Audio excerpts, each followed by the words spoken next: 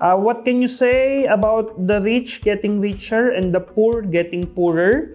Is it fair for them to blame the capitalistic world?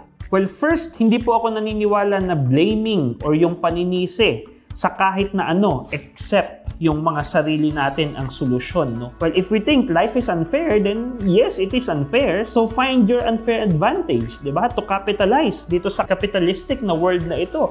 Dahil ano po ang mas gusto natin? Socialism, capitalism, na no one is rich and we are controlled by the government? Do we really prefer that? So the rich getting richer and the poor getting poorer, yes. It has been there ever since, di ba? Hindi na po bago yan. Ang nagbago na lang, syempre, ay yung pangalan ng mga nakalista doon sa mga rich at nakalista doon sa mga poor. So, anong gagawin natin? Ala lang. Deal with it. Let us help ourselves na mapunta tayo doon sa rich list if we really want to. Instead, blaming the system.